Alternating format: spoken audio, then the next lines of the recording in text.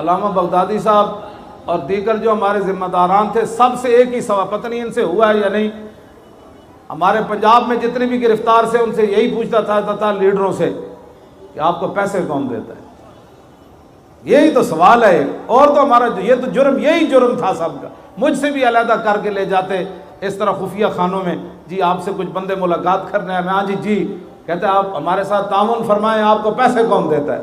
میں نے کہا آپ بتائیں ہمیں کون دیتا ہے، آپ بتائیں کون دیتا ہے، آپ بتائیں، میرے فون پر تو ٹیپیں آپ نے لگائی ہوئی ہیں، آپ بتائیں کون دیتا ہے؟ کہتا ہے ہمیں مل ہی نہیں نہ رہا، آپ تعاون فرمائیں۔ تو میں نے کہا اللہ کے بندو، جن کا کام ہے وہ جانے، ان کا کام جانے۔ خادم کا کام ہوتا ہے صرف خدمت کرنا، پہرے دار کا معنی ہوتا ہے صرف پہرا دینا، نوکر کا کام ہوتا ہے نوکری کرنا۔ باقی دنیا میں جس کی بھی جو ملازمت کرتا ہے اس کو تنخواہ نہیں ملتی، تو جن کی ہم نوکری کرتے ہیں،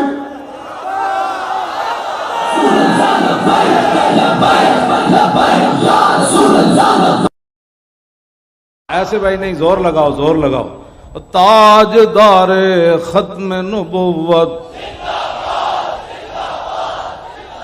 زندہ باد، ایتھو سینے جو آواز کرنے، اور تاجدار ختم نبوت، اور تاجدار ختم نبوت، تاجدار ختم نبوت، اور تاجدار ختم نبوت۔ آپ تصور کریں بھائی، حضرت ابو دجانہ ٹوٹی ہوئی ٹانگ کے ساتھ اب مسلمہ کذاب کے قلعے پر کیسے چڑھ رہے تھے، برا بن عازب ڈھال کے اوپر بیٹھ کر اندر چھلانگ کیسے لگا رہے تھے حضور کی ختم نبوت کی حفاظت کے لیے، پھر یہاں سے سینے سے آواز نکلے گی، ایسے نہیں نکلتی۔ تصور کریں صحابہ ہزاروں کی تعداد میں نعرے لگاتے ہوئے جنگ یمامہ کی طرف کیسے جا رہے تھے، بوڑھے بھی جا رہے تھے، جوان بھی جا رہے تھے، بدری بھی جا رہے تھے، نابینے بھی جا رہے تھے۔ وہ تصور سے نعرہ، ہم تو خالی نعرہ لگا رہے ہیں نا ادھر اب ٹھنڈی ہواؤں میں بیٹھ کر، ان کو پتا تھا صبح ہمارا کن سے مقابلہ ہونے والا ہے۔ اور تاجدار ختم نبوت،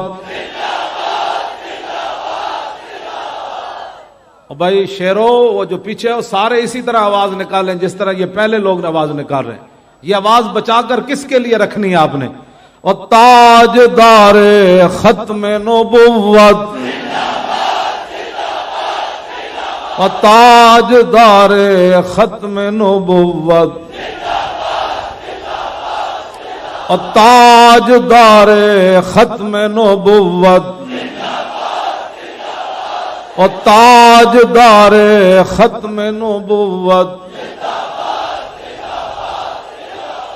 1200 صحابہ شہید ہو گئے، 1200 شہید، جن میں 700 حافظ اور قاری، اور 10 سے 15 صحابہ صرف خالد بن ولید کے پیچھے با جماعت نماز پڑھ رہے تھے جنگ یمامہ میں۔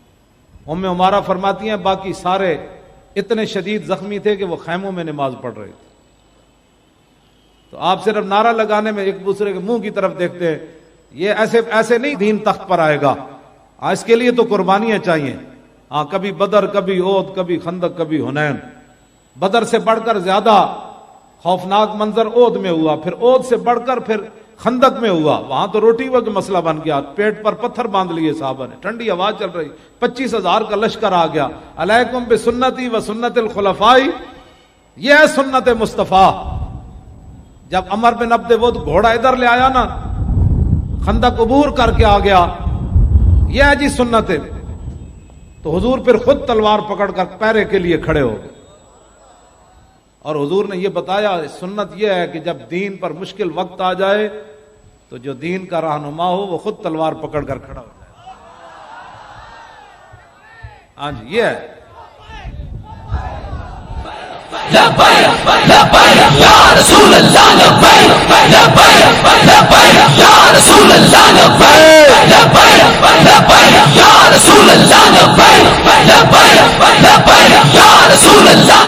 ہاں زور کی بھی قضا ہوئی ہے، عصر کی بھی قضا ہوئی ہے، مغرب کی بھی قضا ہوئی ہے، اور پھر عشاء حضور نے صبح آخری ٹائم جا کر پڑھی۔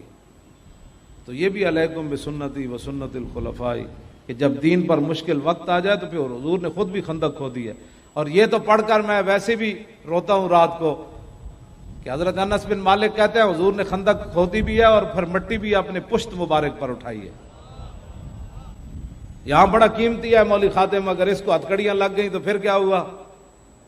ہمارے لوگ جی حضرت صاحب کو ہتھکڑی لگ گئی، تو میں نے کہا امام الانبیاء نے تو یہاں مٹی اٹھائی اور ایک بار نہیں اٹھائی. حتی وارت تراب و بیاض بطنی. برا بن عازب کہتے ہیں آپ کا جسم مبارک چاندی کی کیا حیثیت ہے، اس سے بڑھ کر حضور کا جسم مبارک سفید تھا.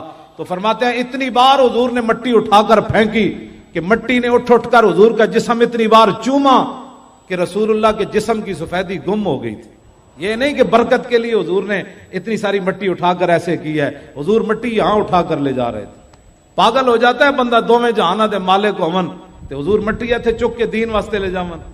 آج دین کے لیے اتنی پگڑی قیمتی ہو گئی کہ اگر یہ ڈنڈے کھاتے ہوئے اتر بھی جائے، میں جب وہ مجھے مار رہے تو میری پگڑی واقعی اتر گئی تھی. وہ لڑکوں کو مار رہے تھے تو میں نے کہا ان کیوں مارتے ہو، مجھے مارو. تو انہوں نے پھر مجھے مارنا شروع کر دیا ہاتھوں پر اور سر پر. تو اس وقت میری پگڑی اتر گئی تھی. جب میں گاڑی میں ڈالا تو پگڑی میرے ہاتھ میں تھی. تو ہماری پگڑیاں پھر رکھی ہم نے کس کے لیے؟ اسی دن تو پگڑی کا مزہ آیا باندھنے کا کہ جب حضور کے نام پر ڈنڈے کھاتے ہوئے یہ اتر گئی، تو پھر کیا کرنا ہے اس پگڑی کو اور کیا کرنا ہے؟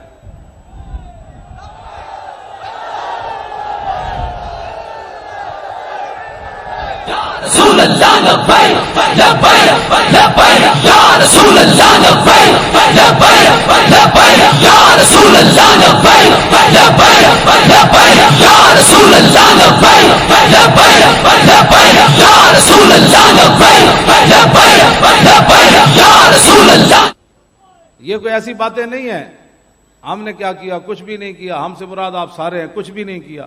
دانت تو میرے نہیں ٹوٹے، اگر یہ ٹوٹ جاتے تو پھر یہ بھی سلامت ہے اور یہ بھی حضور کے لیے رکھے ہوئے ہیں.